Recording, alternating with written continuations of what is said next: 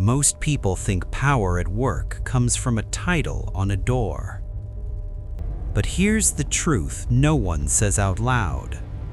The people with the most control are often the ones you barely notice. They don't argue. They don't dominate meetings with loud voices. They don't beg for attention. Yet somehow, decisions bend toward them. Bosses consult them before anyone else, and coworkers feel their presence even when they say absolutely nothing. Today, I am going to reveal the Shadow Architect framework. You are about to learn how to turn your boss into your greatest asset, turn your enemies into allies, and make yourself an indispensable force without anyone ever realizing you're the one holding the strings. If you want to stay a worker, close this video. But if you want to become the person who actually runs the room, listen very closely. Welcome to the dark side of professional influence. To control a leader, you must first understand their fear. In the modern corporate world, authority doesn't remove anxiety, it multiplies it. Your boss is under constant pressure from above. They fear chaos. They fear looking incompetent. The most valuable person in any office isn't the hardest worker. It's the person who carries the most emotional load. Stop being a problem reporter. Start being a stabilizer. The script. Instead of saying, "Boss, we have a problem with the client," say, "Boss, there's a variable in the client project that I'm already neutralizing so you don't have to worry about it." When you remove their stress, you gain leverage, and leverage is the only currency that matters.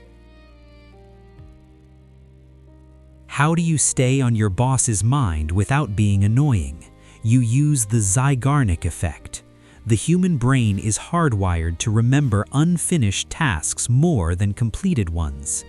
The action: send a brief, high-value update on a major project at 4:55 p.m. Give them 90% of the good news, but leave one intriguing detail to be discussed tomorrow morning. Your boss will spend the entire evening subconsciously thinking about you. You have effectively occupied their mental real estate rent-free. By the time you walk in the next morning, they are already looking for you. You have created a psychological pull.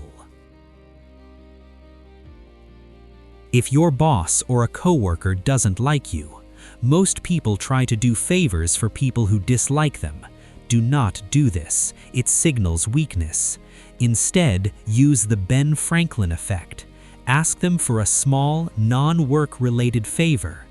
"Boss, I noticed you have an incredible eye for negotiation.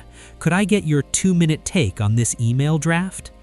Psychologically, when someone does a favor for you, their brain justifies it by thinking, "I must like this person, otherwise why would I help them?" You are hacking their internal logic. You aren't forcing them to like you. You're making their brain believe they already do. In the workplace, the reward for good work is more work.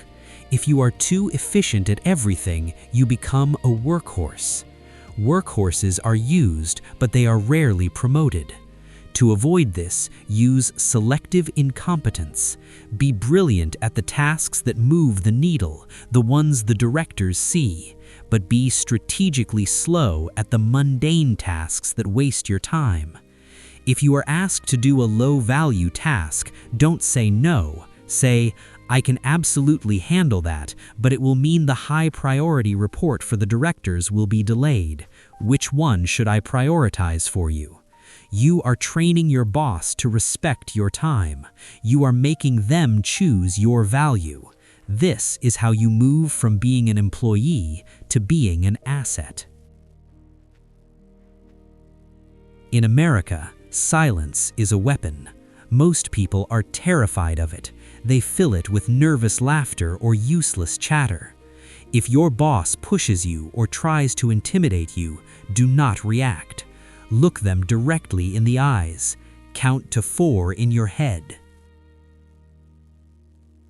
That silence creates a vacuum. It forces the other person to fill it, often by backpedaling or revealing more information than they intended. He who speaks first in a moment of tension loses. Respect is not moral. Respect is functional. People respect those they cannot easily rattle.